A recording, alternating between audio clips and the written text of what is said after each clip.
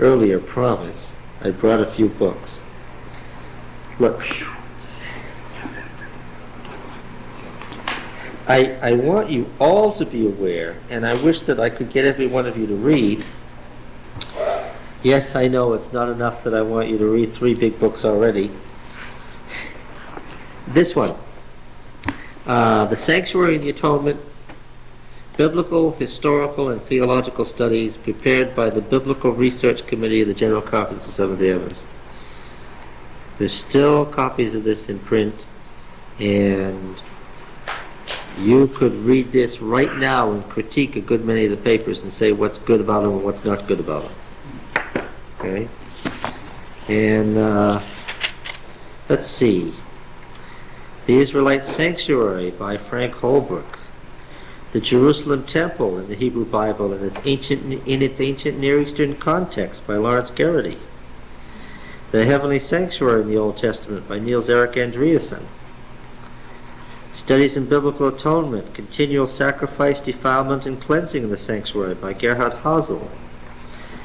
Studies in the Atonement 2, The Day of Atonement by Gerhard Hasel. Sacrificial Substitution in the Old Testament Sacrifices by Angel Rodriguez. The Judgment Scene in Daniel 7 by Arthur Furch. The Little Horn, the Saints in the Sanctuary in Daniel 8, Gerhard Hasel. The relationship between the prophecies of Daniel 8 and Daniel 9, William Shea. The 70 Weeks of Daniel 9, an exegetical study, Jacques Ducan. I assure you that when we get to these passages, we're going to rely on a good many of these essays. Poetic Relations of the Time Periods of Daniel 9:25, William Shea. The Investigative Judgment of Judah, Ezekiel 1-10, William Shea. That's all Old Testament studies. Then there's a section on New Testament studies, Raoul Dederer, Walter Speck, William Johnson, Mario Veloso, familiar names. And 3 historical studies. This would be after New Testament, Christian Church period, Paul Landa, Viggo Norskov Olsen, Cedric Ward, Richard Rice, David Duffy, C. Mervyn Maxwell, Arnold Wallenkamp. Part 4, Theological Studies. The Role and Function of the Sanctuary Services, William Hyde. Subjective and Objective Aspects of the Atonement, Edward Heppenstall. And then I'm happy to say that I wrote the last 3 chapters of this book, We Must All Appear, the Investigative Judgment Theme in the writings of Ellen G. White. The Mighty Opposite, the Atonement of Christ in the writings of Ellen G. White, Part 1 and Part 2. And yes, I will want you to read all 3 of those chapters in detail. The structure of the Great Controversy is the key to the whole understanding of Ellen White.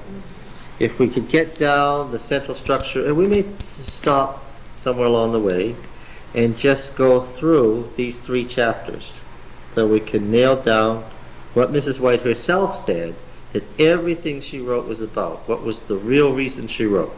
Okay? So we can get that straight. Yes, friends, yes, yes. I have been accused at times of relying too heavily on the theological concepts of Ellen White in interpreting the Bible. Yes, yes. However, getting back, what were we doing? Do you remember? Oh, before we do that, more. You should be aware of the great ongoing series that's not yet complete, the Theological Dictionary of the Old Testament. I noticed in the Christian, what is it, CBD, what does that stand for? Christian Book Distributors? That these volumes are about between $20 and $25. Any English reader can use the Theological Dictionary of the Old Testament to great advantage. If you want to study some of these things in depth, for instance, on this matter of the tent, I was reading the article on Ohel tent. Now, how on earth would you know that Ohel tent was the word? How would you know how to spell it? How would you know how to find it even? How would you know that I've got to go to this particular article and read these 30 pages anyway? How would you find out what that word was if you're an English reader? How do you find out what these Hebrew words are as you're going along? Okay, you know that Shekan is to dwell, because I told you. How could you have found out that Mishkan was the dwelling or tabernacle in the first place? Starting from scratch, what would you do?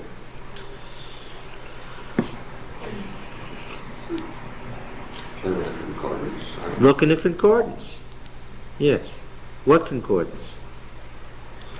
Yes. There's still one standard answer to that, to this very day. To think that a book that was completed in 1890 is still the standard reference work is an amazing achievement on the part of James Strong. What's interesting is that he did this concordance and keyed it to the Authorized Version, which is the King James, and the Revised Version, which is the English Revised Version of 1881, and its American variations, which would be the American Revised Version.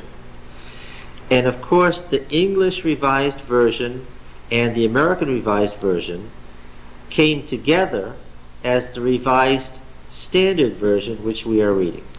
Okay, the Revised Standard Version is 1946 to 52.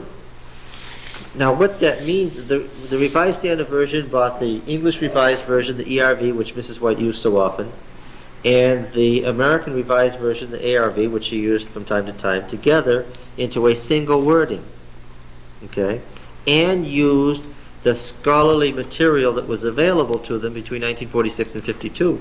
The reason for a new Revised Standard Version is that the Ugaritic text, the Eblaite text, and of course, the Dead Sea Scrolls primarily, have changed the understanding of a good many words and passages. Therefore, the new Revised Standard Version changes the wording in places where it absolutely wasn't correct. But the point of what I'm saying is that if you have a King James Bible or if you have a Revised Standard Bible, either one, you can use those words and use this and find out what the word was. How do you do that? Well, let's say, let them make me a sanctuary that I may dwell among them. Exodus 25:8. Isn't that the wording in the RSV and the King James too? So okay, so I'll go over here to sanctuary. This is just alphabetized here. All right, so under sanctuary, Sanballat, we're getting close. Samaria, so we're right in here somewhere. Sanctuary. Sanctify, sanctuary. Okay. I find Leviticus 25:8, let them make me a sanctuary that I may, and I see in the right-hand column that it's word number 4720. All right. So now, what I do is I go back to the back section here. There's a Hebrew section and a Greek section. I'm going to the Hebrew section, and I'm going to look up word 4720. Okay. You can't do Bible study without a concordance. I don't mean the little concordance in the back of your Bible. I mean a real concordance. And I find out that the word here is mikdash, because of course sanctuary is mishkan. This is mikdash, and the root is kodesh. I find it here, and I even find an English transliteration of how to pronounce it. Okay, it tells me not in the modern phonetic things that you have to have a key to modern phonetic symbolism to understand how to pronounce it, but in a way that's pretty obvious how to say mikdash.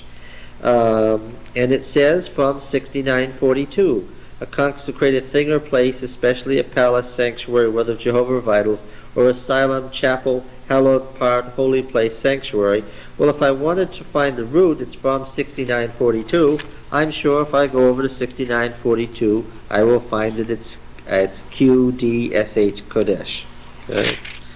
Now then, all I need to do now is turn to the Theological Dictionary of the Old Testament, and I will read an article on that is going to give me 30 pages of the most recent scholarly material on what's known about that word from the beginning of its appearance in history down to the rabbinic period. Okay? Now here, what I'm telling you is how you, as an English reader without having one day's study in Hebrew, Aramaic, or Greek, could nevertheless have at your fingertips the most up-to-date scholarly material in each of these words. It's not a very difficult process. Okay? using just the old 1890 Strong's Concordance, Strong's Exhaustive Concordance of the Bible, which is also in the CBD thing too, I noticed.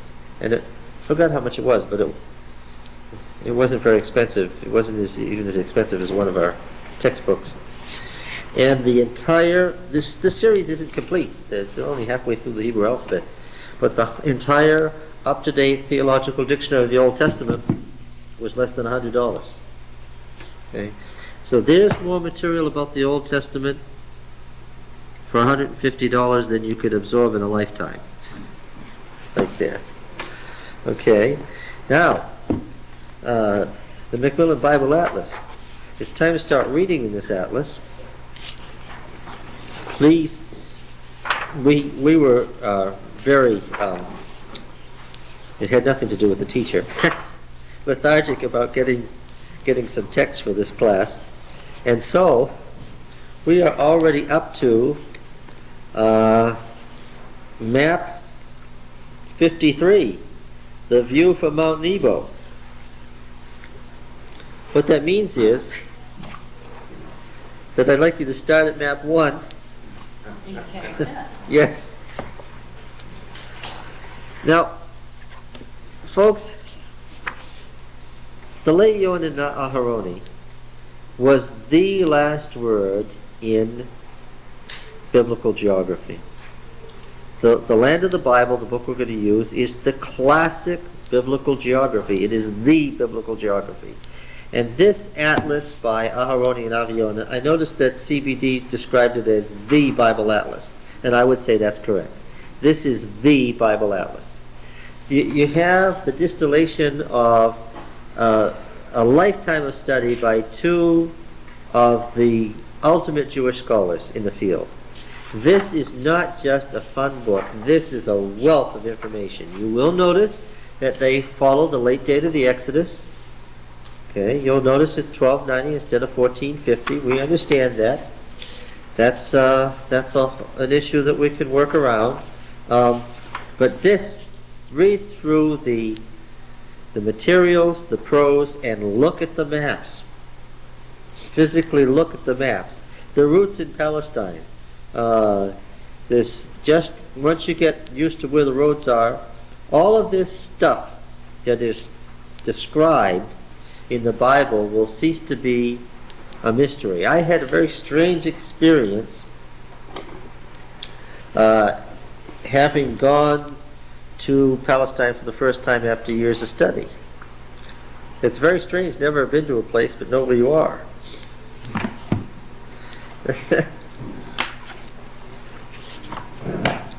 The taxi driver didn't want to let me off. He said, "Do you know where you are?" I said, "Yes, I do."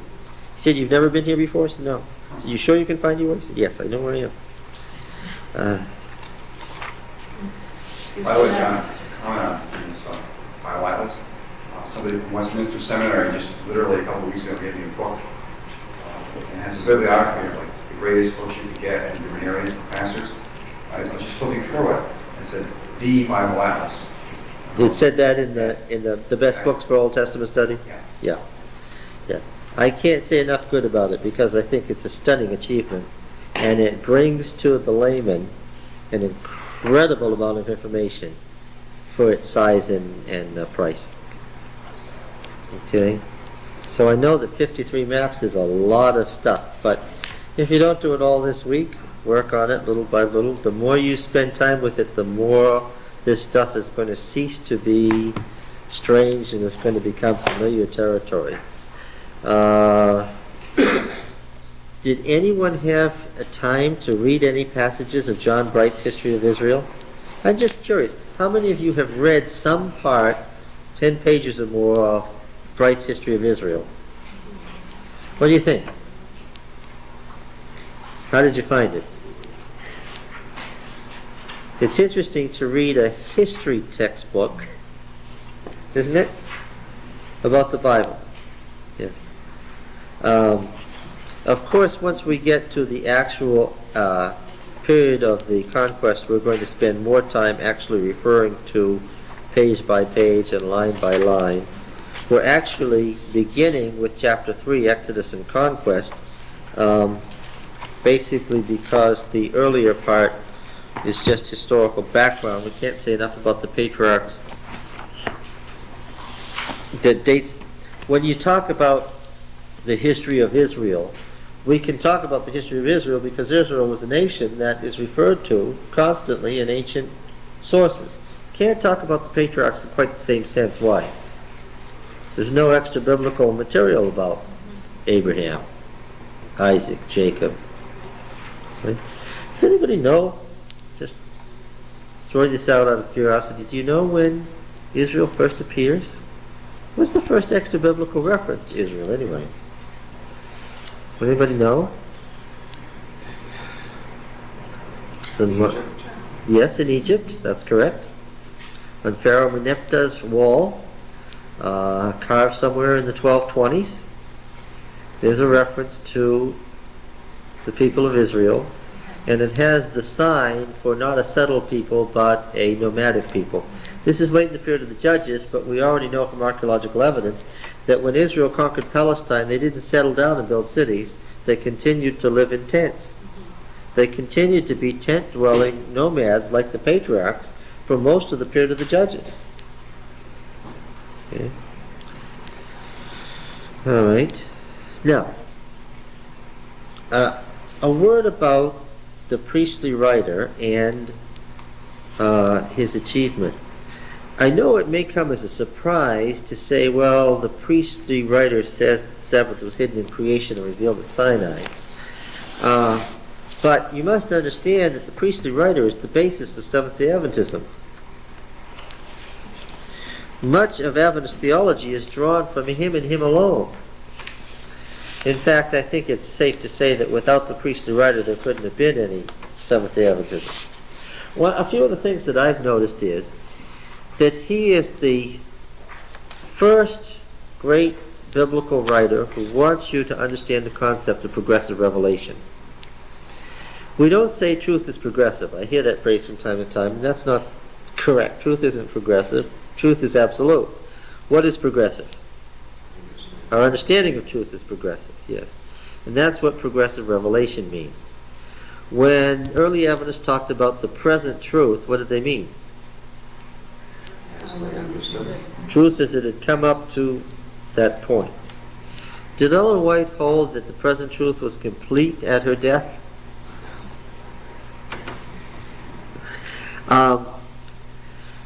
Progressive understanding of truth or present truth is an assumption in Adventism. How about this? The second one, successive restoration of hidden truth.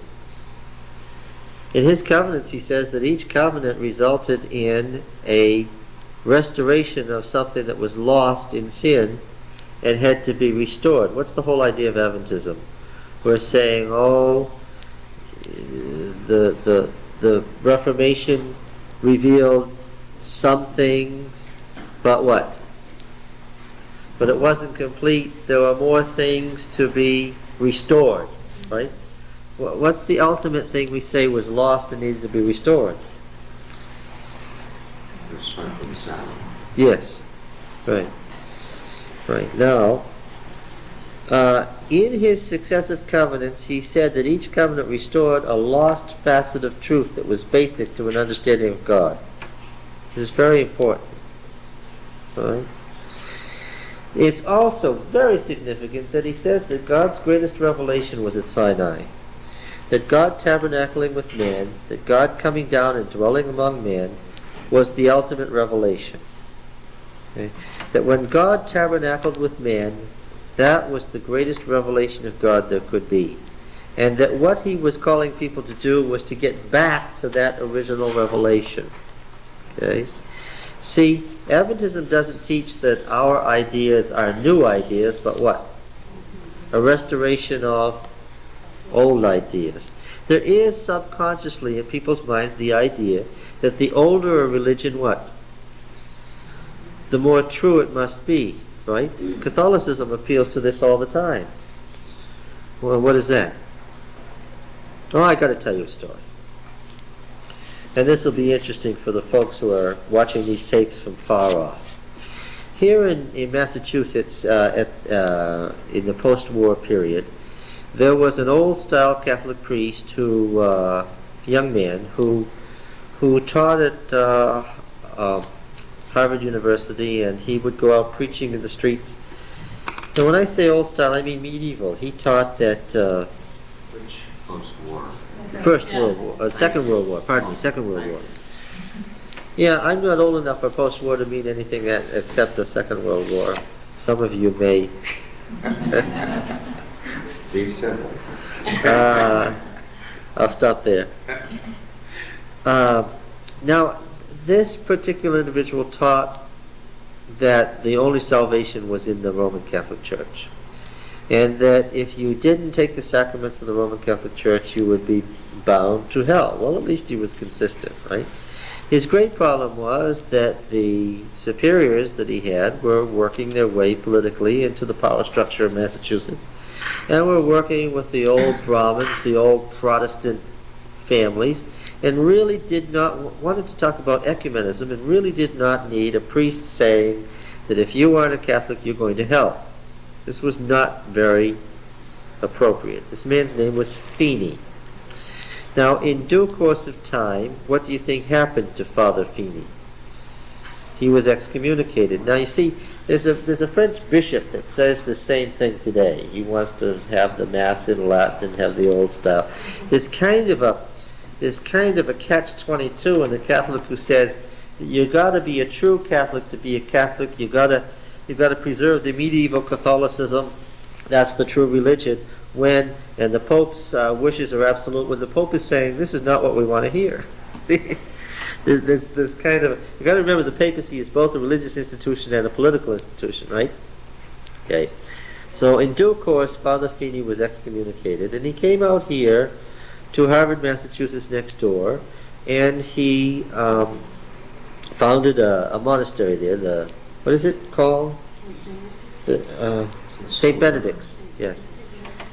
And obviously the whole idea of the Benedictines, the Middle Ages, you could see the whole reason for that. And as you go today, it's still a thriving monastery, right? And there's a very interesting book. You remember Henry David Thoreau's famous book, Walden.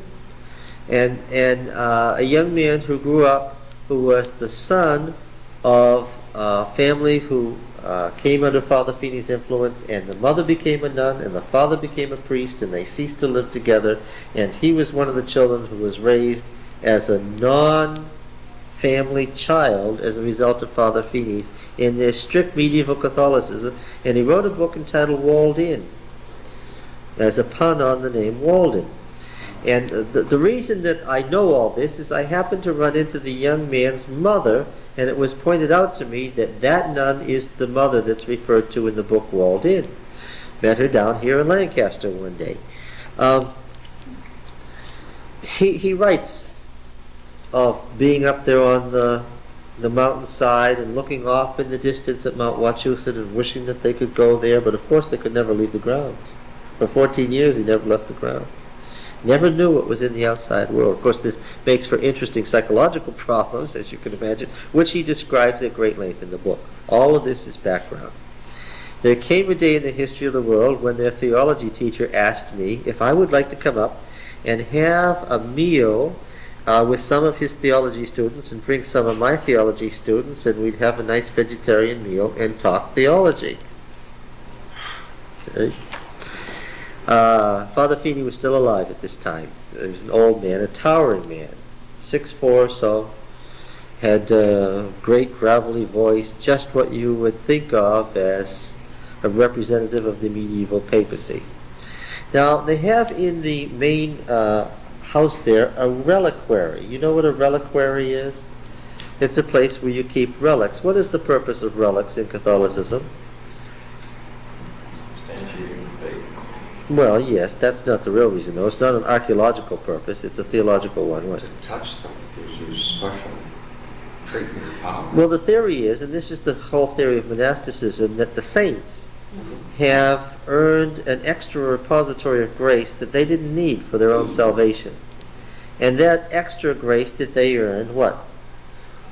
They can use out of their extra repository for the And the great saints like St. Jude had a lot of extra stuff, so he can still give you the impossible if necessary. The extra grace that was left over, the extra merit that was left over from their super righteous lives can be used for those of us who are underachievers. Okay? Now, I'm trying to say this nicely. Okay? Anyone watching the tape as Catholic has to remember that we're Protestants and this is all strange to us. Now, it happened that I had taken Roman Catholic theology just that summer from Raoul Dedirin. And anyone who knows Dr. Dedirin knows that he's no slouch as a teacher. You learn from him. And you know what you know at the end of the course, or else you don't come to the end of the course. And at the end of the course, I knew the 9 doctors of the law who had written canon law of Roman Catholicism. I knew who they were, when they lived, and what their names were. Well, we were met not by Brother Cecil, but by Father Feeney. And we were ushered into the chapel and asked to kneel before the Virgin and ask penitence of her. This was unexpected. On the one hand, you want to be, you're a guest and you want to be polite. On the other hand, once you've come to something that's become a religious issue suddenly, you can't do that, even though you'd like to. I mean, anybody, I think any Adventist wouldn't mind, unless their background forbade it, going into a Catholic church and kneeling. But that wasn't the issue at this point. This was, you're going to receive the grace of the Virgin. So, now, what he was trying to do, you understand, was at least once to get us to do this in the hopes of what? Saving our souls from eternal hellfire. So he had a good motivation. We all understood that. But it didn't work. So what he did next, in real anger and frustration, was he brought us into the reliquary, which is next to the chapel, in the hopes of getting at least some prayer or wish expressed to one of the saints from us that might endow us with some grace that might save our souls. He was very methodical about this. Yeah. He brought me to a shelf, and he presented me on this shelf with relics of all the canon doctors of the law who had created the canon law of the church. Now, I don't know why, but for some reason, subconsciously, I counted them. There were 8. Now, he knew that he had a know-nothing Protestant who didn't know anything about Catholicism.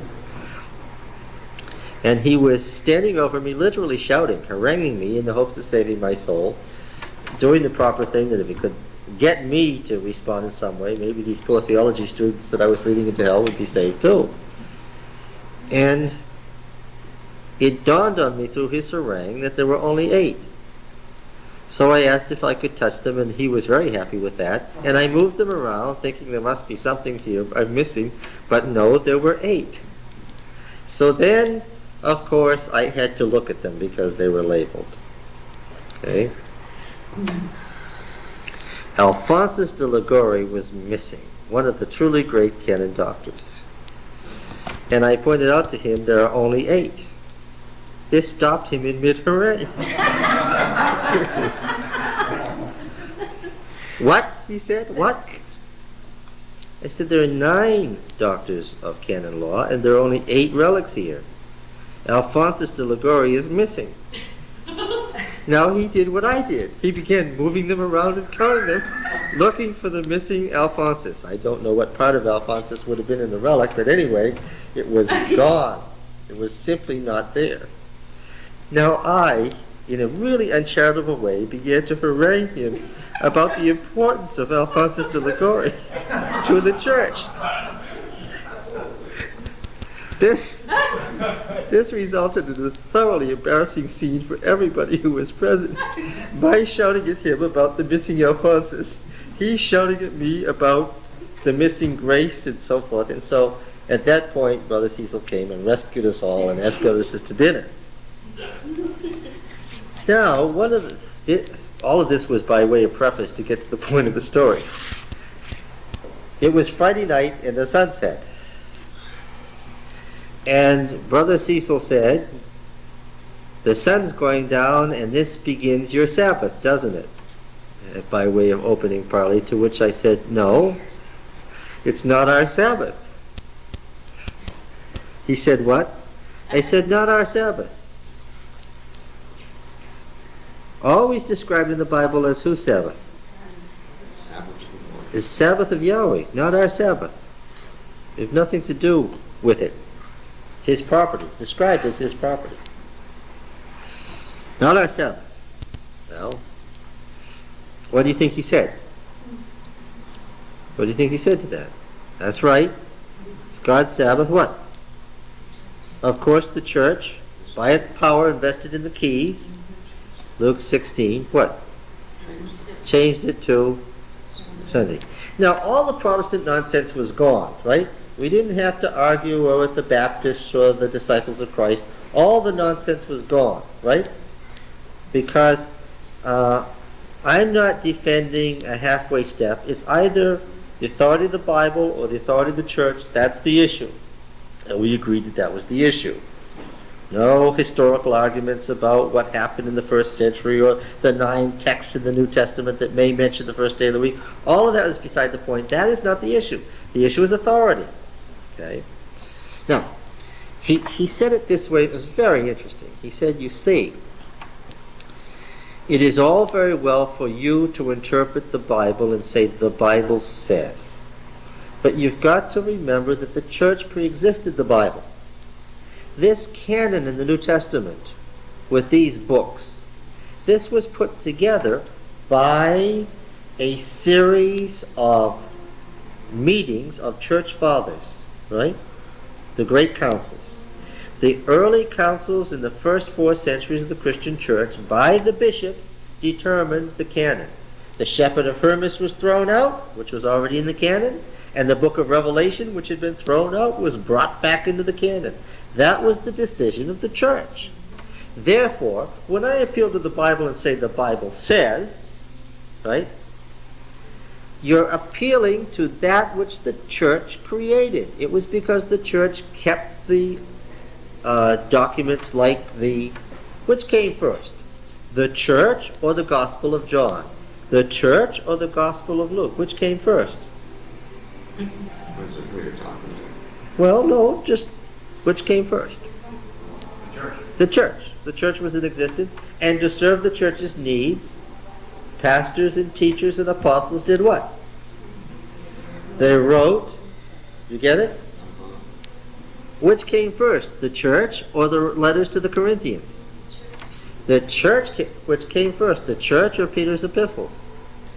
The church, which then found it necessary to write the epistles. You understand the argument? Therefore what? If the writings of the canon are the writings of the church as it found necessary at the time, then what? Yes, then the church should have authority over its own writings to tell the members of the church what those writings mean. You understand? This is the very essence of Catholicism. This is what makes the papacy the papacy. If you're going to say the church, unless you're going to have this rabble-rousing group that argues constantly, which characterizes Protestant churches, right? If you like the Missouri Synod, we won't mention the Seventh-day Adventist Church in this context. Unless you're going to have a bunch of rabble-rousers, then what? The church is going to be, who's going to be the church? The people in the laity going to tell us what the church believes? No. The church, by those who are called and ordained, are going to tell us what the church's teachings is. Right? Okay. So who here is the constitutive or authoritative body of doctrinal teachers in the church? Well, the bishops, the priests, the bishops, the higher priests, the archbishops, the cardinal archbishops of the church, and ultimately the cardinal, the Pope. Right? Whose authority is that he must, in consultation with the other cardinal archbishops of the church, determine what the church teaches at any given moment. That way you don't have this person over here saying, I think this about birth control, that person over there saying, I think this about the Sabbath. this person over here saying, I think this about divorce, that person over there saying, I think this about the sacraments, right? I deliberately link theological issues to daily life issues, right? All right, so, good argument? Strong argument? If you can establish the church pre-existence, yes. Well, If you, what? Fallacious. Fallacious? Well, at this point, Brother Cecil, who was Lebanese, by the way, and has recently died in a car accident, but continued to teach there for the rest of his life. At this point, not Brother Cecil, Brother Cyril. Brother Cyril's students were very happy and smiling and congratulatory, right? Because this is the ultimate argument of Catholicism, right? But you know, Okay. as Adventists, it is not explained. Maybe the ministers understand it like that. But you get people in the church who go out to start giving Bible studies and they don't understand. Well, now wait a minute. This is a real power that's happening. Oh yes, okay, And yes. they think it's just something we Make can an play assumption with. about what the ministers understand. No, no. Yes, you do. I would certainly like to hear you. I think unless. Well, no, I want to discuss it for a while before I tell you what I said over the stuffed grape leaves.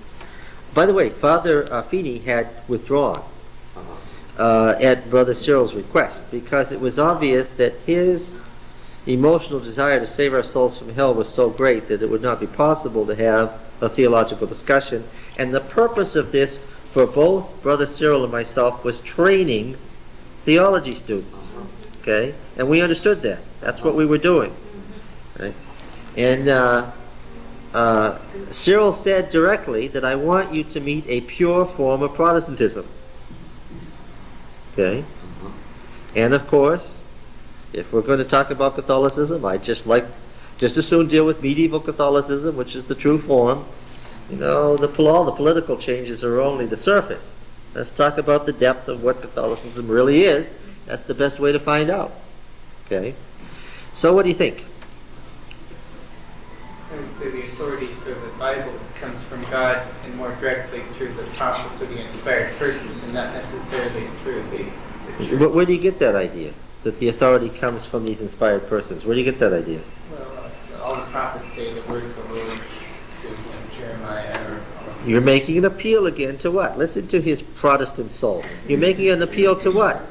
He's making an appeal to the Bible and your personal understanding of the Bible. What had Cyril just said? The Bible came from the council. The Bible came, the canon was created by the church. Don't tell the church what you think about it. I suppose ultimately it might get to be a circular thing, as if you take as an axiom that the church is the authority, then you won't be able to prove otherwise. You'll just have to destroy everything else in accordance Yes, with that. of course. If you begin with the presupposition that the church created the Bible, then what? You know right away that Protestantism is what? Protestantism must do what? Must now rejoin the Catholic Church. Why? Immediately. Why? Because all forms of Protestant teaching are what? Are appeals to the Bible. You may not agree with the Church of God minister that the New Testament changed the day to Sunday, but what are you arguing? You and he are reading through the 8 or 9 references that may be to the first day of the week, and what? You're arguing their interpretation, and you both have a presupposition. And what is it? Because you're an Adventist and he's a disciple of Christ, and you're both Protestants, and you're engaging in this argument, you're arguing with a common presupposition. And what's that? Authority of the Bible. The Bible's authoritative, and we, by studying it, what? Can figure out what we're supposed to do. Okay? It's a thoroughly Protestant presupposition. Had no place in this discussion because it's the Protestant principle, and it's just disallowed if, in fact, the Bible's the creation of the church. Okay, so keep going. You might say it was the creation of the church when it was pure, but not when it was... No, the Bible pre-existed the church. The Bible pre-existed the church. This goes back to the great Hebrew fathers, and at least the Pentateuch, and later the Pentateuch, and the addition of the prophets was not something the church had anything to do with. The Bible in Jesus' day was nothing that the Catholic Church could lay claim to any relationship to. It was already the Bible. It was already the Scriptures. It was already the prophets. Unless you want to generalize church to include God's people back. No, we're talking about the keys and Peter and the whole scene. The Bible's here before Peter. There is an unspoken assumption there that the Bible is the New Testament. Yes. Okay. All right. So now let's. The Old Testament, Yes. because it's so troublesome. That's right. So the first thing I said to him was, you've taken half the Bible, or 1/3 of the canon, and actually when you add the Deuterocanon of the Roman Catholic Church, Jubilees and all those books, the New Testament is only 1/4 of the canon, and you've taken 1/4 of the canon and equated it with the whole Bible. And actually, what do the New Testament writers appeal to for authority? Do they ever use proof texts? All the time. In fact, Jesus himself, what? Constantly. Yes. Remember this. I've said it many times, but remember this. The founder of Christianity and of Christian teachings was not Paul and not Peter.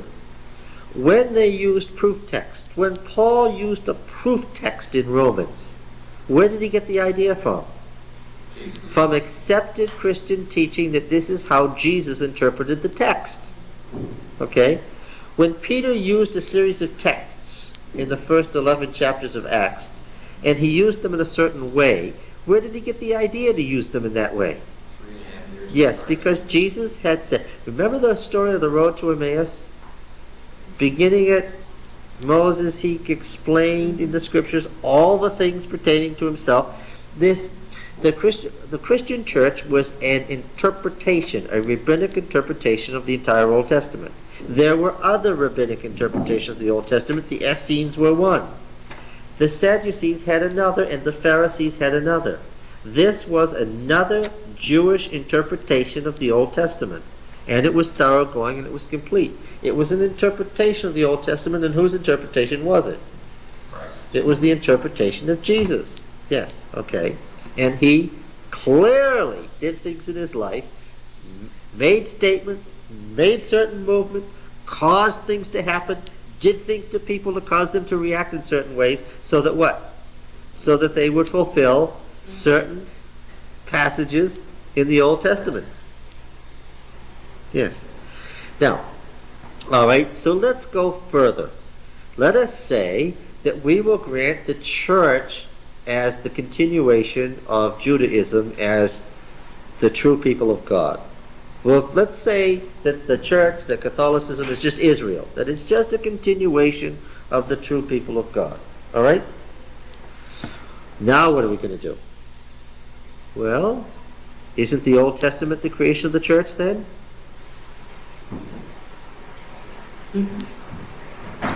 Where was the church constituted? Which year now? At Sinai. At Sinai. Thank you.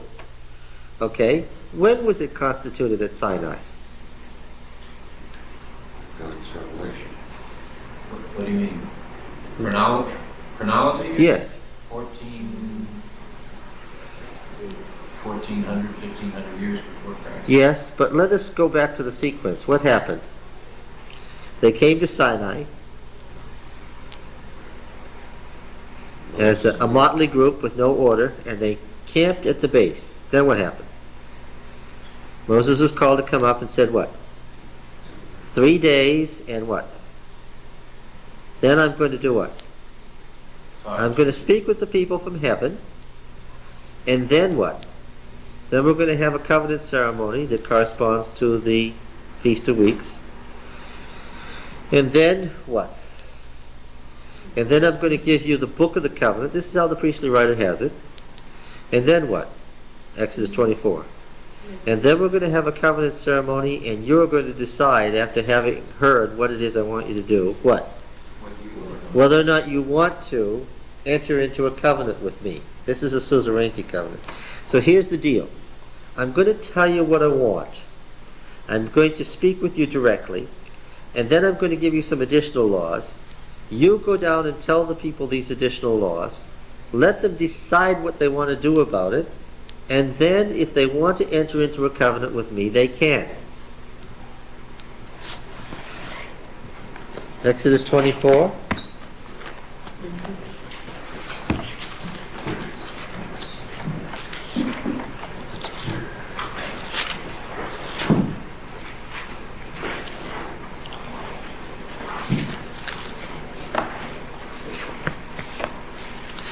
All right, the whole covenant code of Exodus 20 to 24 is included here.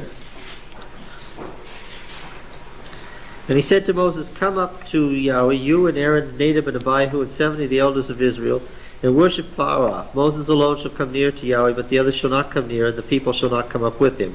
Moses came and told the people all the words of Yahweh and all the ordinances.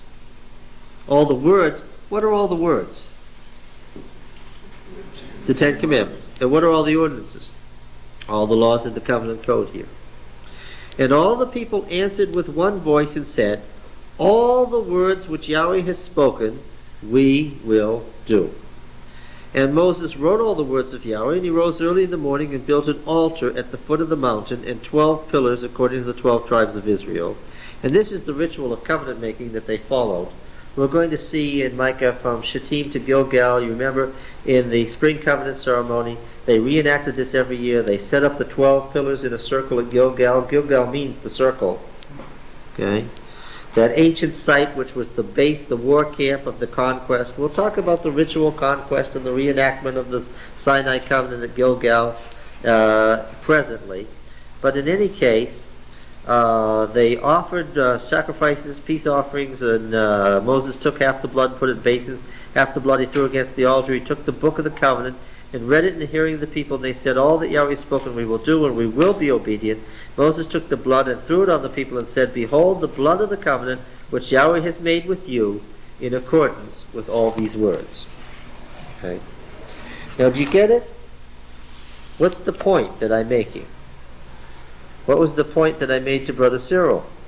Well, this was saying that God's words preceded the church, because the church was created as this agreement with God following What words?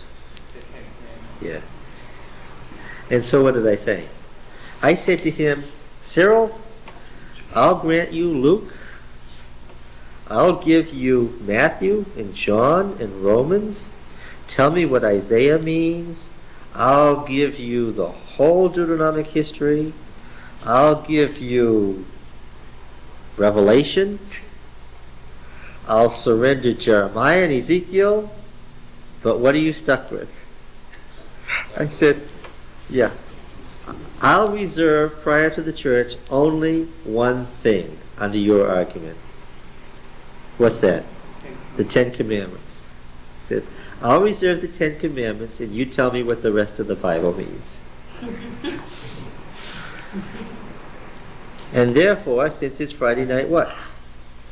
And since we know our Saturday is the same Saturday as the Old Testament, that we know for sure, we can prove that historically. Therefore what? It's God's Sabbath. Yeah. And this preceded the church, and therefore the church doesn't have to do the right to do what? Yeah. That which preceded the church and made the church possible, that which the church agreed to do to be a church, what? We can't change. Therefore I said, you're stuck.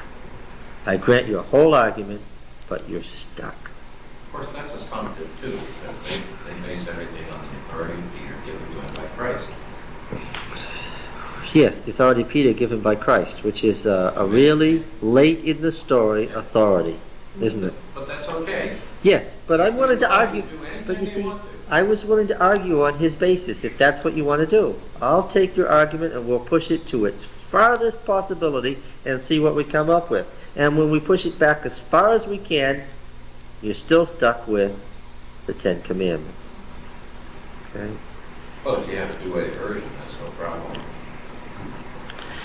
Well, of course the Douay version was the French version of the King James Version, because they were really concerned unnecessarily that the King James and translators were going to translate the Bible in a way that would support Protestantism against Catholicism, and it didn't happen. All right. What did they say? What? What did they say? What did he say? Yeah. He said to his students, "Now you've seen pure Protestantism." And he said, "I would grant that this is the purest Protestant theology, and if there were a Protestantism that had a valid basis, this church would be it and no other." That's exactly what he said to his students. I said, I agree with you.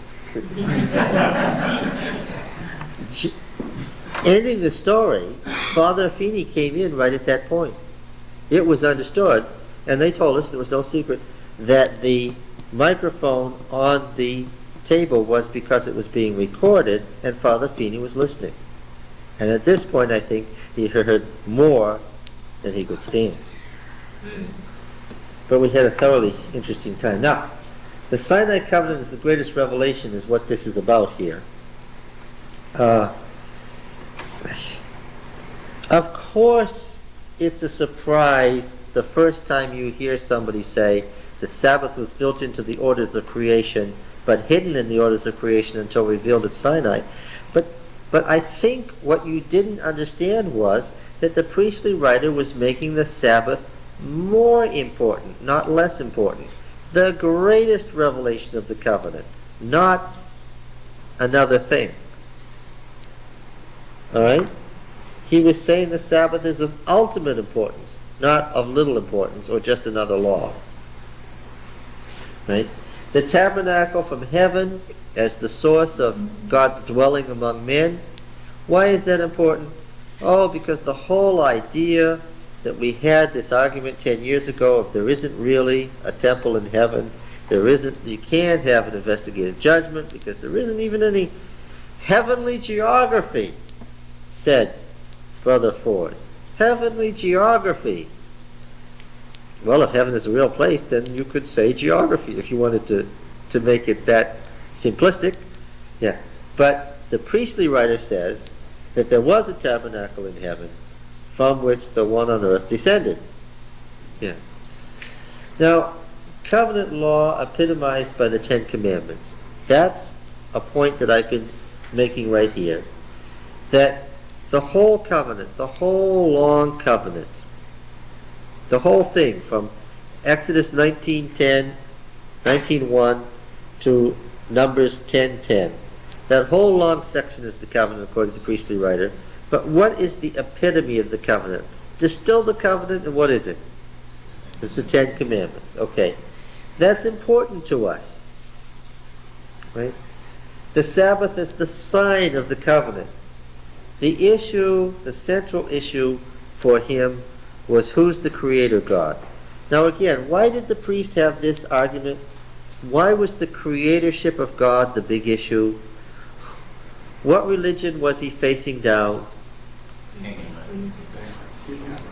Well, not Baalism. They fought Baal and won in the 9th century. In the 8th century. He's living now in the late 8th century. He's got an even bigger problem than the Canaanite religion. The Canaanite religion had been a major struggle. 100 years they struggled with the Canaanite religion. Officially, the people no longer worship the Tyrian Baal. But you see, the Baal epic had an Eastern reflex, Enuma Elish. Most scholars today realize that the Enuma Elish, the creation hymn of Babylon and Assyria, was an Eastern takeoff on a Canaanite original. Oddly enough, in the 19th century they didn't know this. In 19th century liberalism didn't know this. This is why Spicer's Genesis was criticized, because it relied on Babylonian relationships. And today we would say that the Babylonian relationships aren't primary. The Canaanite are primary because the Babylonians borrowed their religion from Canaan. The priestly writer knew this. He attacks Babylon because what? Because it's related to Canaan. Yeah. Now you see, the Assyrians invaded and they conquered, and this created a problem. If they conquered, what did it mean? That their God was more powerful. And they brought with them not the Assyrian religion, because the Assyrians didn't have a religion.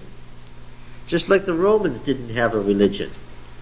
The old Roman household gods disappeared almost immediately. Where did the Romans get their religion? From the Greeks. And when it came to theology, the Romans didn't have any. The whole Roman pantheon, the whole thing from beginning to end was from Greece. In the same way, the Assyrians didn't have a religion. Where did they get their religion from? From Babylon. When the Assyrians conquered Babylon, they thought it was wonderful. They proclaimed that far and wide because Babylon was the holy city of Mesopotamia, and the Babylonian religion was their religion, that they had borrowed the Babylonian religion. And when they came flooding into Palestine and they won, what did the Hebrews say? Is the god of Babylon, is Marduk, the eastern equivalent of Baal, really it after all? Is the Enuma Elish the true story of how things came to be? All right? And so the priest had to deal with this. And that's why the Creator God was the central issue. Why? Because remember, the Enuma Elish says very clearly, how did the world and the cosmos happen to exist? Go back to the old cosmogonic pairs. How did they exist? They evolved from pre-existing nature. You've got to understand that all of these ancient religions were evolutionary in nature. Well, yes, El, the father of the gods, was the last of the old cosmogonic pairs to survive when all the others had died. And then, of course, you moved on from El to Marduk or Baal, depending on whether you're in East Semitic or West Semitic. But it was an evolutionary religion. And that's why they worshiped nature, because nature was self-existent. Of course it makes sense to worship the forces of nature. Why? These forces of nature personified should be worshipped. Why? They are self-existent. The big deal with the Sabbath in the priestly writer, the big deal about the Sabbath and creation was what? That unlike these religions, Elohim, El Shaddai, Yahweh, is what? Is he one of the forces of nature? No. Where in nature is he? He created it. He created nature, but is not himself nature. And which of the forces of nature can you therefore worship? None, because he demands exclusive, because Yahweh is a jealous God, unusual. He's jealous. And what? You worship something else and what? You worship the forces of nature and what? You will make him angry and wrathful, even though he is a covenant-keeping, kind, compassionate, long-suffering God. The way you can make this kind, compassionate, long-suffering God angry at you and get yourself into big trouble is what? Is to worship something else. Now you see, this puts real pressure on these Hebrews. Watch. You've either got to worship the forces of nature to stay alive, which means that what? Yahweh will be angry with you, but what does it matter if Yahweh is just a local God after all? On the other hand, if Yahweh is the sole God, then what? Worshipping the Assyrian gods is going to end up what? You're going to end up bringing the wrath of Yahweh, the sole God who stands outside of nature, on you. And that's why so often the Old Testament says God's going to do this and this and this and this through nature. Why? Why is nature going to turn against you if you don't worship Yahweh? Yahweh controls it. Yeah. And if you want to worship nature, then Yahweh has a special plan for you. If you want to worship the forces of nature, if you want to worship, for instance, the storm god, because you want to make sure it rains, Yahweh will do something about that for you. What will he do? He'll do one or two things for you. He'll either flood you out so that you drown, or what? Or he'll withhold the rain so that you die of thirst, or you starve to death. That's what he'll do for you if you really want to worship the storm god. It was a very uncompromising thing. See, you were stuck. You either got to go one way or the other. See? And so the Sabbath as the special point of evolution or creation. We think this is some sort of 19th or 20th century AD argument. That's because everybody thinks that their time is the center of all time, right? This was the argument in the 8th century. Missed that, you missed the point about why the priestly writer wants you to know that the Sabbath was part of the orders of creation, because the Sabbath is about the Creator God who stands outside of nature, creating nature all at once. Why about the all at once business? What was that about? The things change all right. The priestly writer makes clear that you understand that things change. How do they change? How do they change? They get better and better or worse and worse? Worse and worse, except that Yahweh keeps revealing more and more of himself, and that's all that gets better, is that God intervenes and tells you more and more about himself. As far as God's self-revelation, things get better and better. But as for everything else, what? It gets worse and worse. It's declining. He has a theory of evolution. He doesn't say things are static. He says things are changing. They're getting better and better as far as God revealing himself. And what? And they're getting worse and worse in every other way. Is this an Adventist idea? This is a thoroughly Adventist idea. You see, the whole idea of successive restoration, progressive revelation is what? That's an evolutionary idea. It's not evolution or statism. Static. Not the idea. All right. Now, the next one I really love. The priestly writer says that this is how the covenant is. Let's understand the covenant, he says. He says, let's sit down and understand the covenant. He says, first, Elohim, El Shaddai, Yahweh, elected some folks. They didn't deserve it. There wasn't anything about them that was particularly good. But in order to keep the truth alive, he graciously elected some folks to keep it alive. He went and got them when they weren't doing anything. What was Abraham? Who was Terah? They were from the line that had already lost the covenant, and they were pagans. They were idol worshippers, right? And he told them when they crossed the river to put away your foreign gods, your strange gods, right? He had to go get these pagans, and he elected them. This is grace, right? Noah found grace, the priestly writer says. Abraham found grace. Hanan, grace, election. Something you didn't deserve, right? Okay, then he graciously elected them and made an offer. Do you want to be my people? And he let them say yes or no. But if they said yes, then what? Then they had to follow the conditions. Did you follow the conditions in order to get elected? No. Once having been graciously elected, then what? Then you follow the conditions as a result. Okay.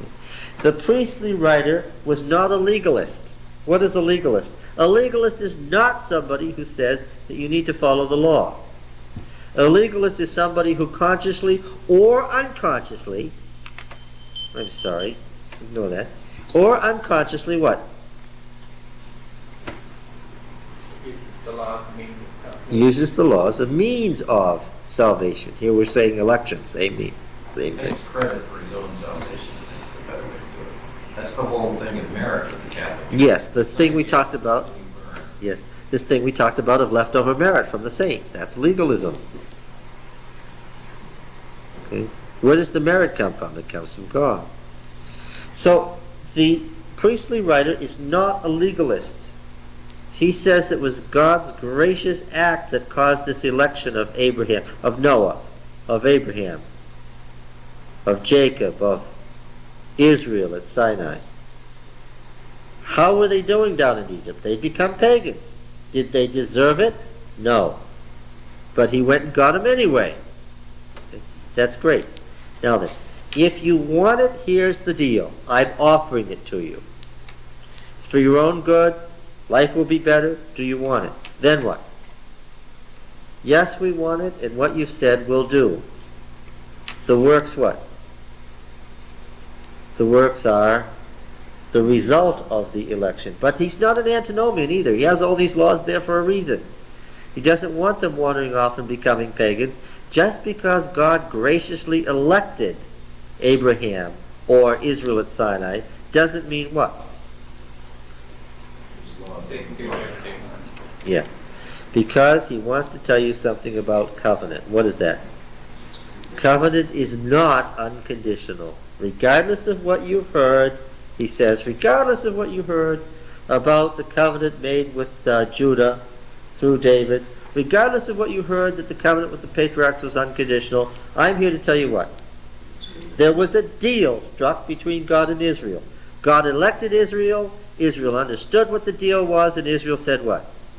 We'll do it. And what's the priestly writer saying? That is still the deal. All right? So what does antinomian mean anyway? This is a theological term. Nomos is law, so just in Greek. So antinomian is somebody who says the law plays no part in salvation. The Lutheran, if you will, the Lutheran overreaction to Catholicism. We have evidence who want us to be Lutherans. They're always quoting Lutheran and Neo-Lutheran works as if Luther was the guy who figured out what Romans meant.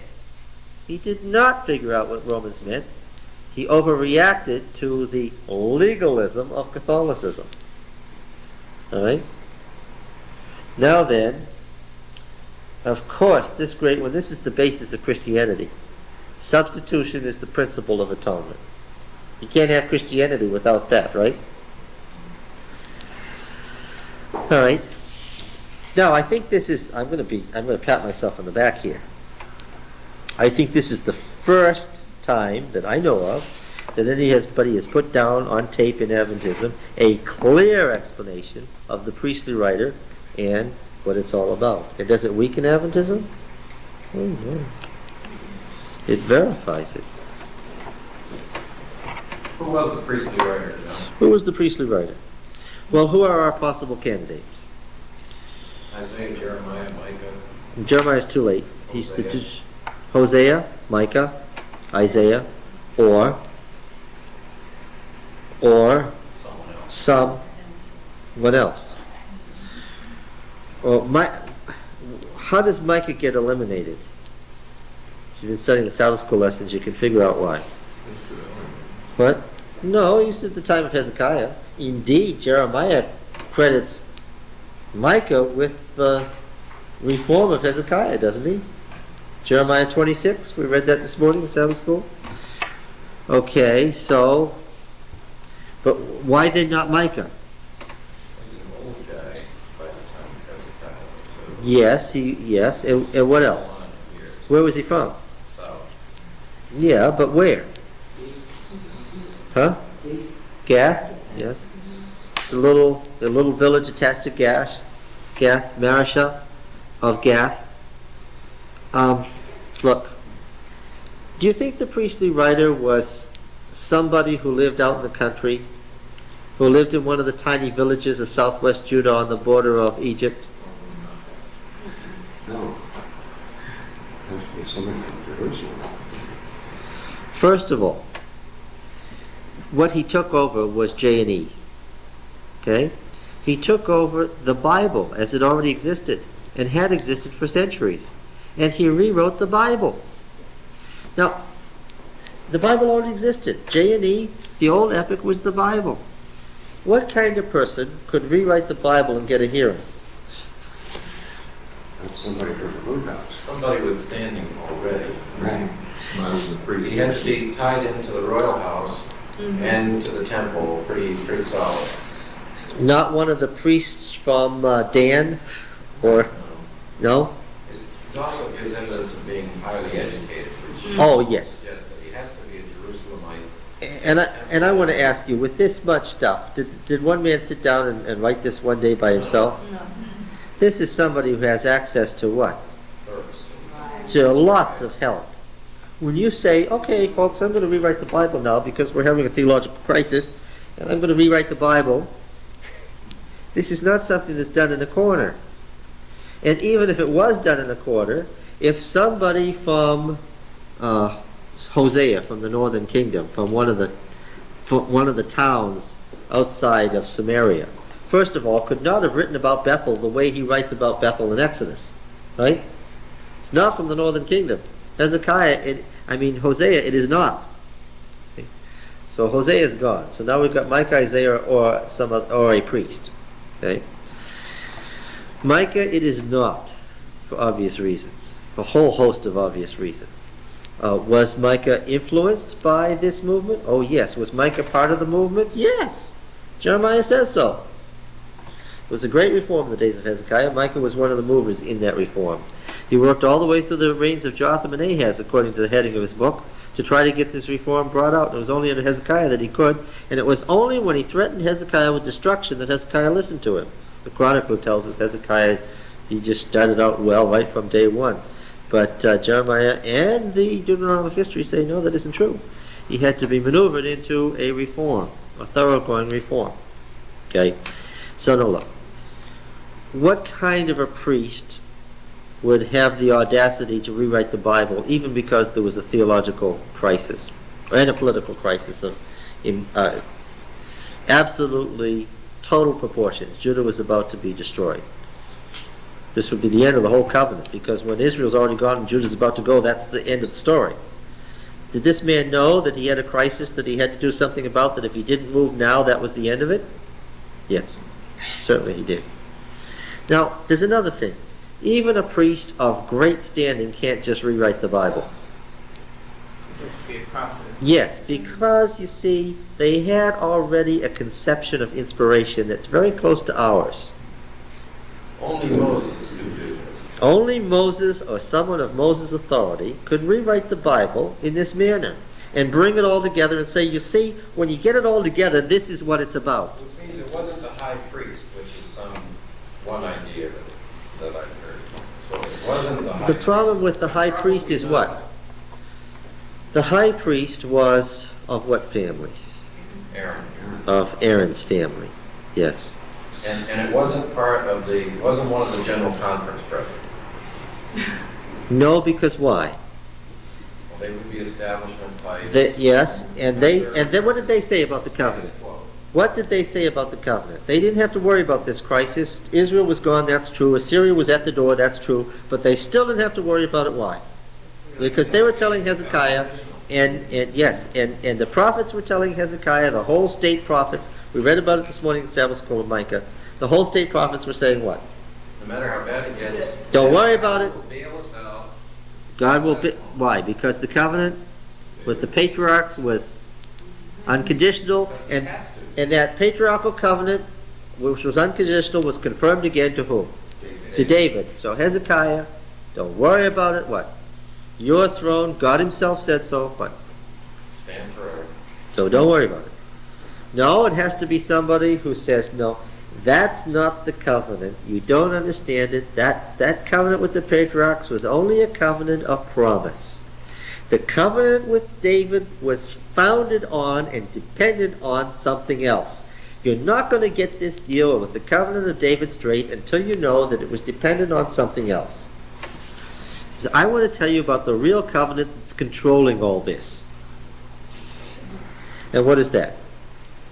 That's the covenant at Sinai. And the covenant with David has no sense or validity independently. It's only a codicil. You know what a codicil is? It's a little legal addition to a legal document. Okay? In line with what the legal document has already said. The priestly writer says the covenant with David was a codicil that was written on the bottom of the conditional covenant at Sinai. Okay? And he says, I'm here as the authoritative representative of Moses, who is inspired by the Spirit of Yahweh to tell you what it's all about, friends.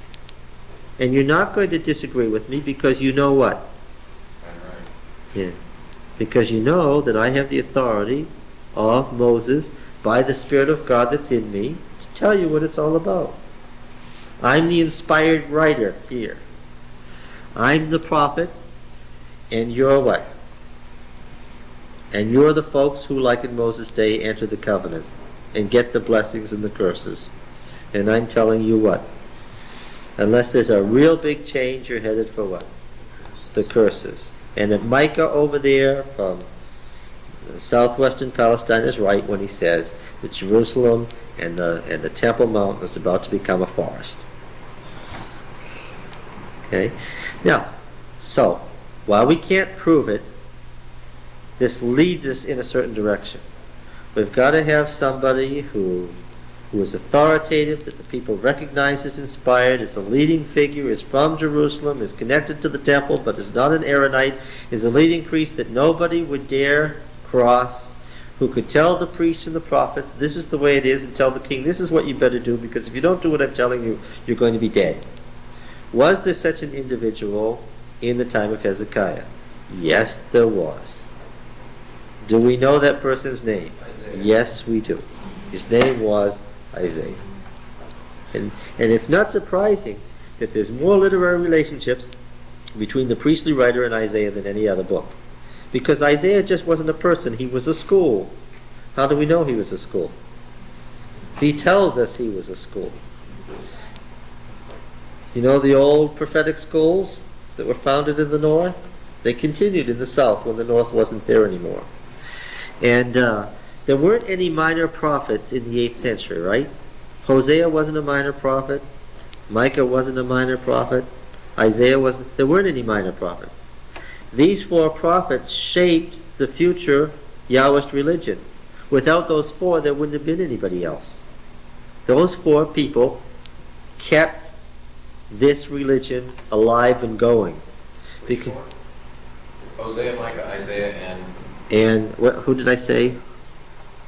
Hosea, Micah, Isaiah, and who's the fourth? Micah, Isaiah. No, Jeremiah is a century later.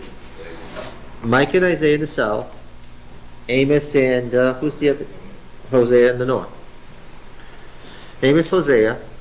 Oh, did I miss Amos? Oh, yeah. You know from hearing me speak that Amos was Amos and Micah. important in an unparalleled way because he created classical prophecy.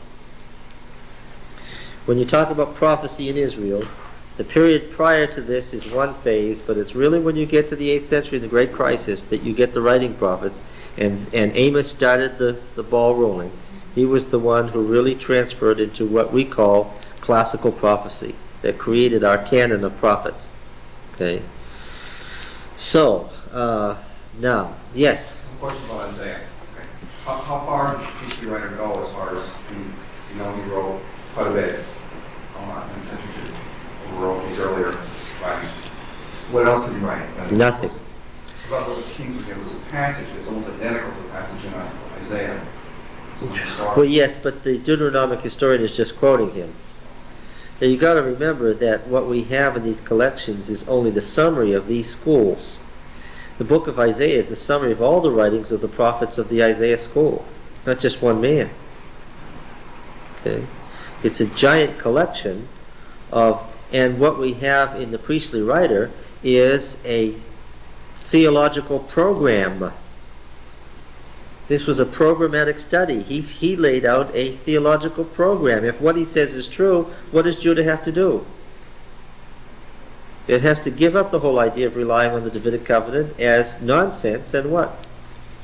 Start all over again with a different view of covenant based on Sinai. Right? The other thing about Isaiah, isn't there the legend that he was on behalf? Yeah, it's just a legend. You don't think that happened? No. Maccabees says lots of things. Maccabees says that Jeremiah stole the ark and hid it in a cave. Again, I want to continue reading these royal psalms because I want you to understand what they were up against. We read Psalm 89, right? Do you feel like it's coming together? Is it beginning to gel and make sense? It's very persuasive, John. Thank you. No, I mean that it's coherence is what makes anything valid. And there's so much of what I learned as a young guy in school that you basically took because somebody said it was so. And I hate to admit that at age 47 I'm discovering it's a great deal more about what I had always assumed was so that I can't support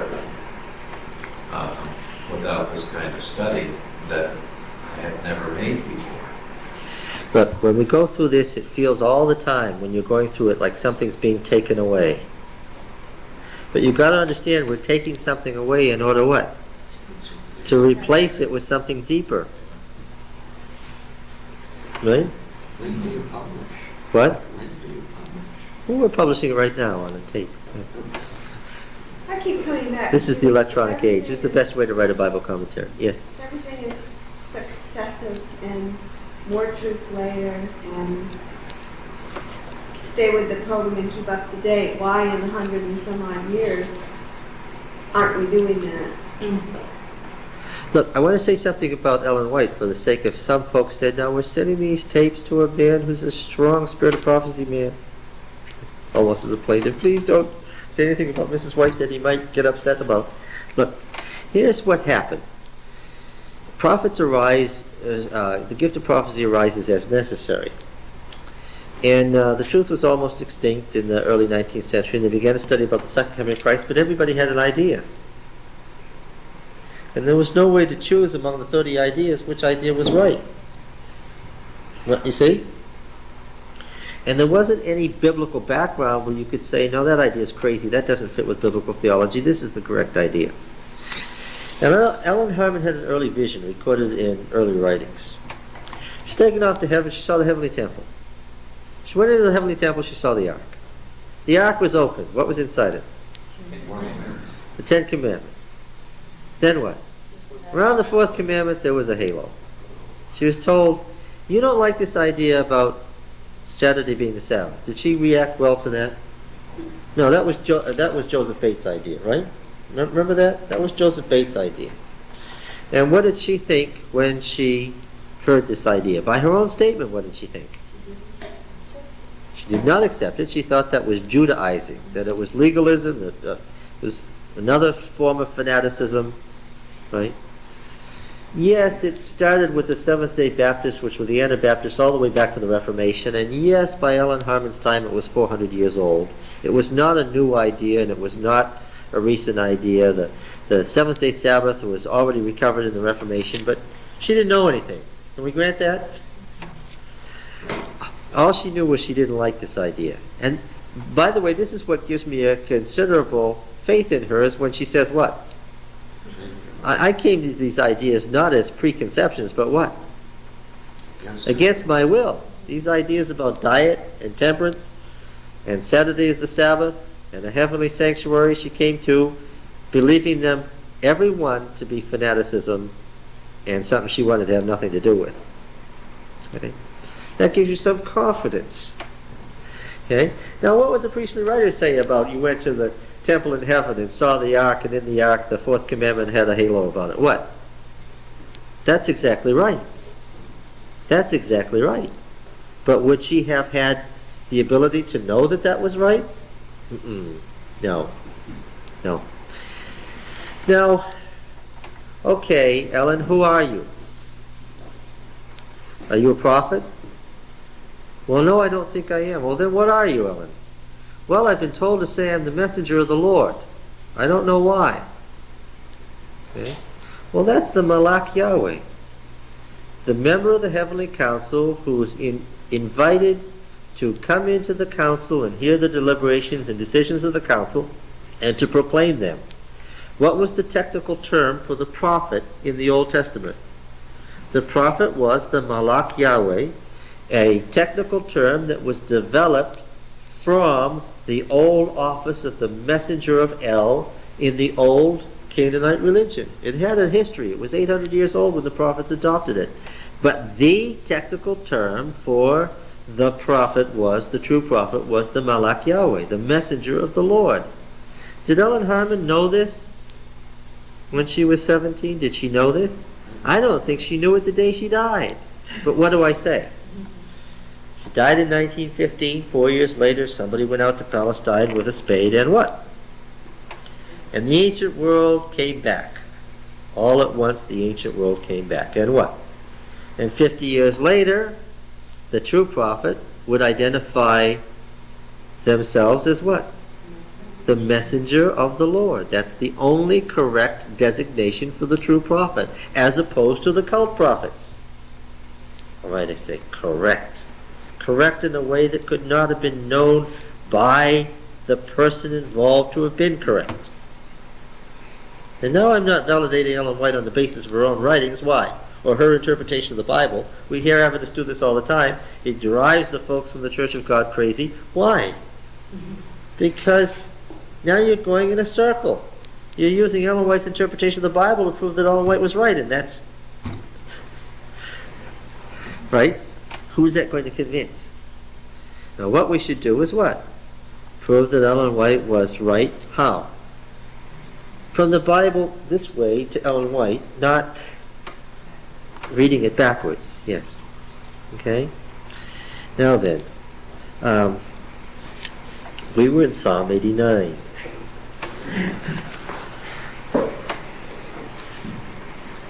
Now we should know if we get past Numbers and Deuteronomy, we're over the mountain. Do we all agree that Psalm 89 made David's covenant as absolute as it could be? Look, in this interpretation in Psalm 89, the covenant with David is built into the orders of creation, right? Right? Sun, moon, and stars, right? The priestly writer says there was a covenant built into the order of creation, folks. There sure was. You catch it? But which one was it? The Sinai covenant is witnessed by the Sabbath. That's what was built into the orders of creation, not the throne of David. All right? How far along did they go with this, Roy? Psalm 2. Psalm 2.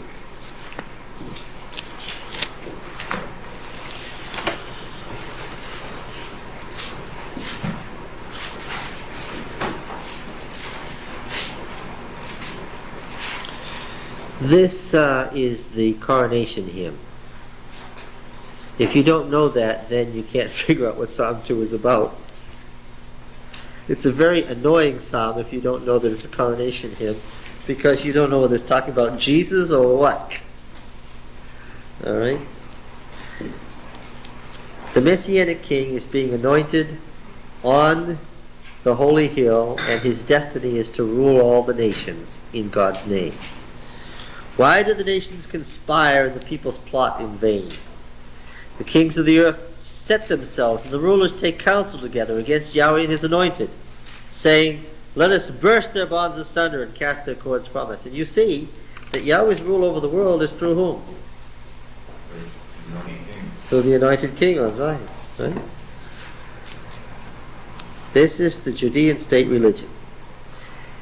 He who sits in the heavens laughs. Yahweh has them in derision. Then he will speak to them in his wrath and terrify them in his fury, saying, I have set my king on Zion, my holy hill. So what should the surrounding nations do? Should they obey or disobey the king in David's line? Obey or what? Or God will strike them from heaven. Now the king speaks. He speaks to the nations. I will tell the decree of Yahweh. He said to me, you are my son. Today I have begotten you. When did the individual become the son of God? When he was anointed, at the moment he became king. Ask of me, and I will make the nations your inheritance and the ends of the earth your possession. You shall break them with a rod of iron and dash them in pieces like a potter's vessel. This is God's decree to the house of David. And so the speaker says, in behalf of the king, this was the high priest, now therefore, O kings, be wise. Be warned, O rulers of the earth. Serve Yahweh with fear, with trembling kiss his feet. Now you can't kiss Yahweh's feet. But whose feet can you kiss? You can kiss the king's feet. Lest he be angry and you perish in the way, for his wrath is quickly kindled. Blessed are all who take refuge in him. Okay? Now, I don't want to undermine Davidic theology to the point of mocking it. It's just that the way it's construed can lead you down a road to disaster. You understand? The priest says, if you take this adoptionist theology of the Davidic covenant and you go run with it as an unconditional covenant, what's going to happen? Judah's going to be destroyed. Indeed, he says, it's this that has caused the low spiritual condition of Judah. He says, this is the cause of our trouble. If you believe, now, Adventists take note. The priest says, if you believe that God has made a deal with you as a people, that you will always be his people, no matter what you do, then the result is going to be spiritual decline for obvious reasons. Why? You got a deal without responsibility, without response, right? And the result is going to be what? You're going to go downhill, and what will God do? God will cast you off. Okay? And now, of course, why do we not throw out this Davidic theology and say it was all a mistake? Because, of course, this Davidic theology becomes the basis of Christianity. Jesus was fulfilled. Well, yes, the whole deal of these messianic psalms is quoted all the time by Jesus, applying them what? To himself. Saying, I'm the divine Son that was to come and rule all the nations with a rod of iron in the eternal decree made between the house of David and the son of David that was to come. That's me. Okay, so Jesus didn't do away with them. He subsumed them. See? Alright, so that's Psalm 2. Let's read, we've already read Psalm 89. What's Psalm 48?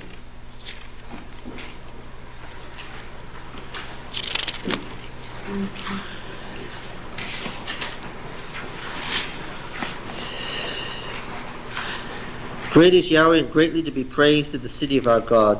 His holy mountain, beautiful in elevation, is the joy of all the earth. Mount Zion in the far north, by now you can interpret that, right? Mount Zion in the far north, what? It's equating the historical Jerusalem with what? With the cosmic mountain? Yeah. Mount Zion in the far north, the city of the great king. Within her citadels God has shown himself a sure defense. For lo, the kings assembled, they came on. This is the beginning of mythology. The Davidic king is going to be surrounded by the nations. As soon as they saw it, they were astounded, they were panicked, they took to flight. Trembling took hold of them there, anguishes of a woman in travail. By the east wind thou didst shatter the ships of Tarshish. As we've heard, so we've seen, in the city of Yahweh of hosts, in the city of our God, which God establishes forever. You get the implication. The nations surround Jerusalem and what? And they're destroyed. So Jerusalem is what? Jerusalem is forever. And of course, again, the New Testament just grabs this theology. Jerusalem will be surrounded by the evil nations and they will be destroyed. But what? It's the heavenly Jerusalem that becomes the heavenly counterpart, right? We've thought on thy steadfast love, O God, in the midst of thy temple. As thy name, O God, so thy praise reaches to the ends of the earth. Thy right hand is filled with victory. Let Mount Zion be glad. Let the daughters of Judah rejoice because of thy judgments. Walk about Zion. Go about her. Number her towers. Consider well her ramparts. Go through her citadels, that you may tell the next generation that this is God, our God, forever and ever. He will be our guide forever. It's hard to get anything out of that, but Jerusalem what? Jerusalem is there for eternity. And Micah came along and said, the days are coming to pass when the mountain of the house of the Lord will be plowed like a field, and the height will become a forest. And what did the people say? This man is a blasphemous fool. But he kept at it all the way through Jotham and all the way through Ahaz. Right? Oh, okay, that's Psalm 48. How about Psalm 110? Do you remember, according to Jewish tradition, who's the first king of Jerusalem mentioned in the Bible? There's already a tradition in the time that Psalm 110 was written. Melchizedek, king of Salem, to whom Abraham offered tithes. Right? Melchizedek the priest king. Yeah. Melchizedek. My king is righteous. Zadok. The priest in the line of Aaron. Yeah.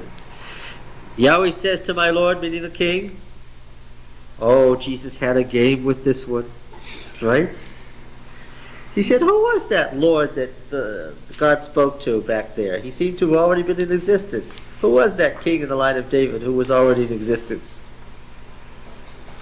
The rabbis knew that he was implying that it was himself and that he was pre-existent.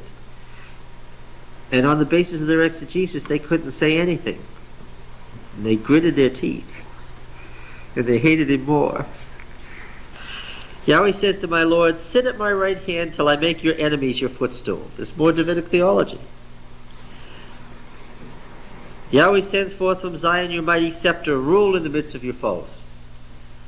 Your people will offer themselves freely on the day when you lead your host upon the holy mountains. From the womb of the morning, the dew of your youth will come to you. Yahweh has sworn and will not change his mind. You are a priest forever, after the order of Melchizedek. The Lord is at your right hand. He will shatter kings on the day of his wrath. He will execute judgment among the nations, filling them with corpses. He will shatter chieftains over the wide earth. He will drink by the brook by the way. Therefore he will lift up his head. The day of Midian, the day of Gideon, when he destroyed 32,000 people with 300 men. Right? Okay? So, it's the destiny of the Davidic king. When the nations surround him, what? That's the moment when what? God will rescue him. So, the people of Judah sat there and said what? Not to worry. Yeah. This is what we knew. This is what we've been saying ever since David. The nations are going to surround us and what? And God's going to save us. Therefore, stop worrying about social conditions, Micah and Isaiah. Don't worry about all this conditionalism. Okay, that's Psalm 110. It's pretty clear, isn't it? It's amazing, though, that it took Titus to break the Jewish understanding of those texts. Yeah, the Assyrians and the Babylonians didn't faze them at all. They went back and built the temple and said what? That was just a temporary interruption. What? This one will stand forever. Yeah, this is the one that was supposed to stand forever. Wasn't that one? I tell you, when a religious belief becomes a tradition, then what? It will fly in the face of all history, right?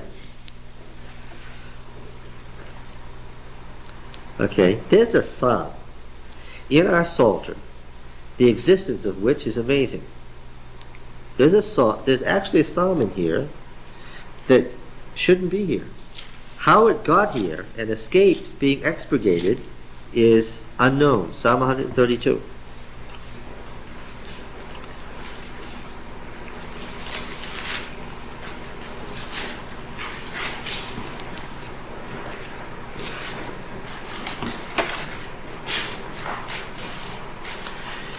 Remember, O Yahweh, in David's favor, all the hardships he endured. How he swore to Yahweh and vowed to the mighty El of Jacob, I will not enter my house or get into my bed. I will not give sleep to my eyelids or to my eyes or slumber to my eyelids until I find a place for Yahweh, a tabernacle for the mighty El of Jacob. This is David's oath. Remember that? This is also described in 2 Samuel 7. He said, I'm not going to, it actually says my pillowed bed, or my domed house. Okay? David is pictured as living in total luxury, and he says what? He's had a life of hardship, and now he's suddenly in luxury, and he says what? I'm not going to live in this luxury until what?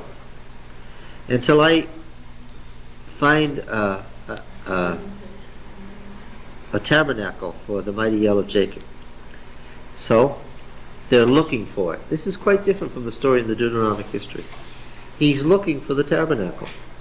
Now in the Deuteronomic history he knows where it is. But here he's pictured as looking for it.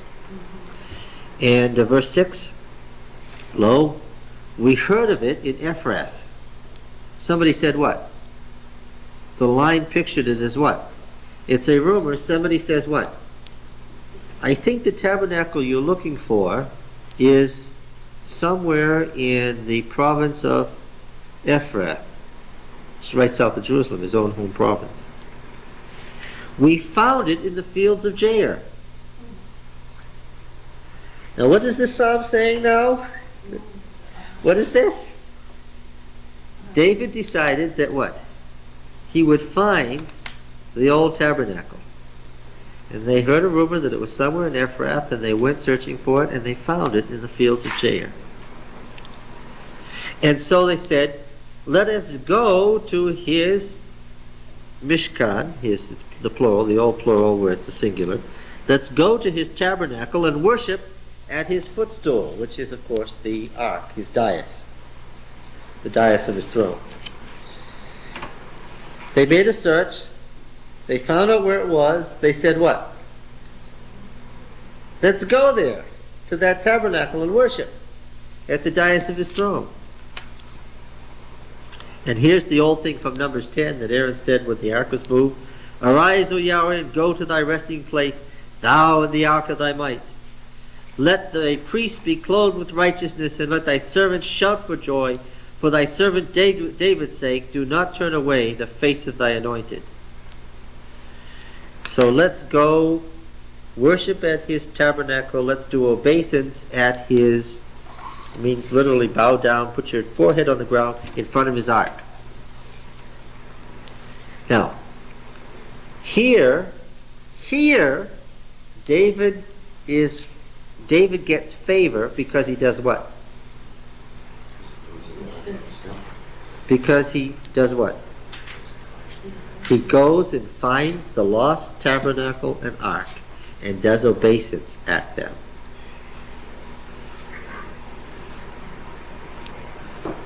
Okay, now, David has made an oath. There's a matching oath on the part of Yahweh.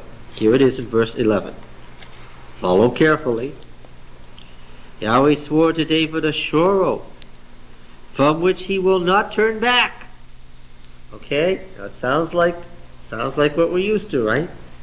He's made a certain oath, which he won't turn back from. Psalm 89, right? And what is it? One of the sons of your body I will set on your throne. If your sons keep my covenant and my testimonies, which I shall teach them, their sons also forever shall sit upon your throne. What? Did you catch it? This is a very ancient hymn. It's got a whole bunch of old writing devices in it. It's very early, 10th century, time of David, it said. Most scholars believe it's from the time of David. And did you catch it?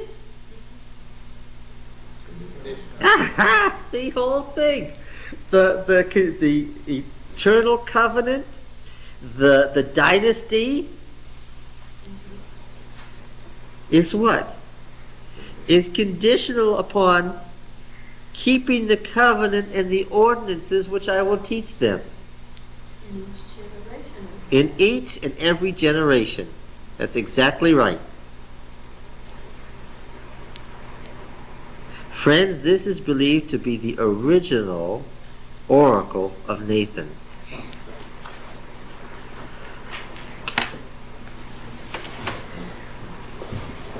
Now, do you understand why I said that it's surprising that this psalm survived?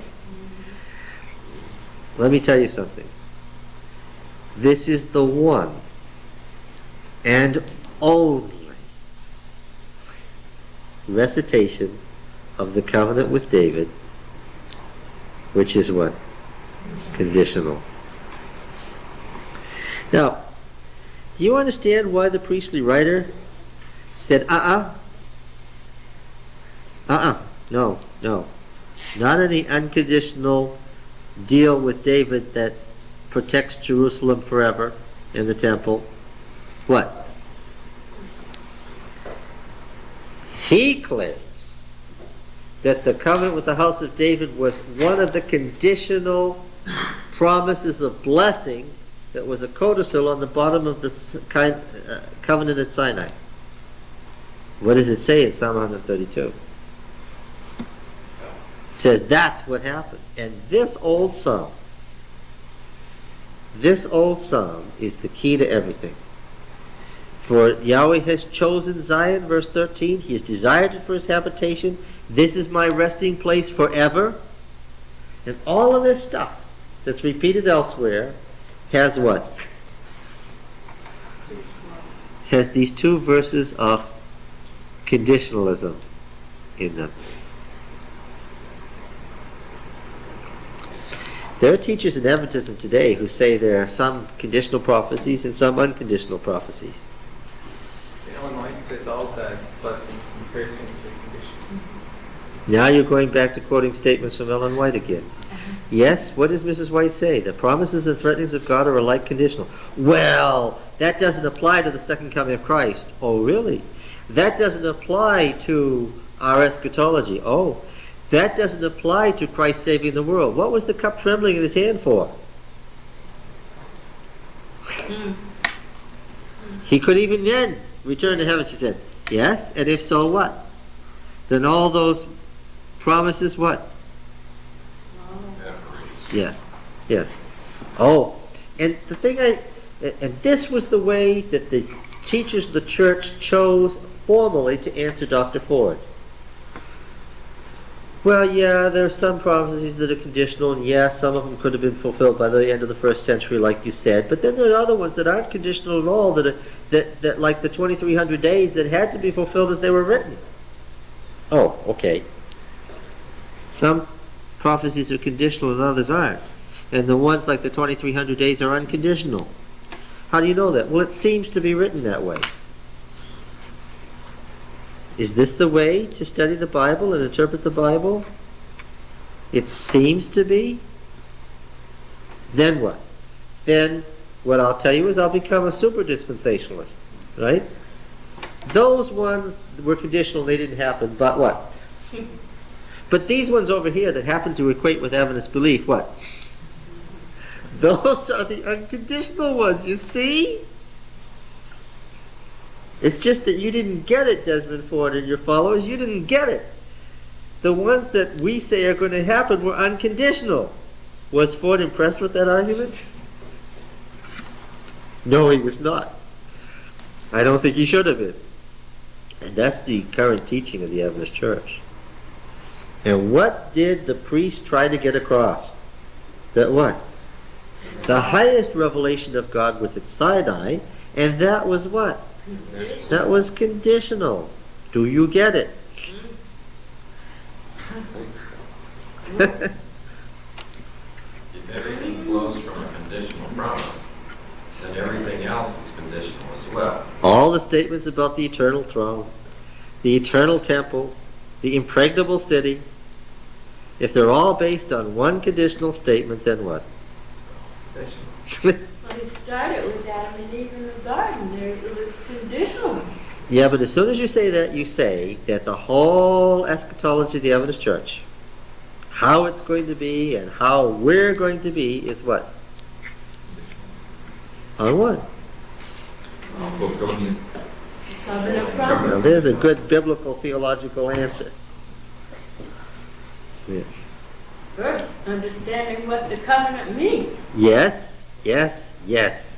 You have to read through the covenant first. Yes. What? But it keeps coming back then to we will do obedience. Doesn't it? Yes, obedience not in order to be elected, but what?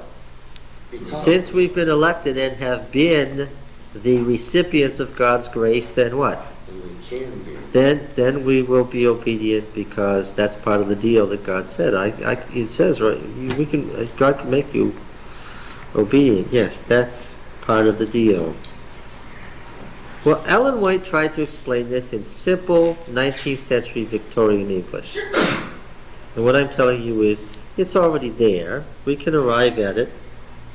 Right? And without worrying about little details that, that's not what Ellen White was writing about. What she was writing about was this, the central issues of the great controversy.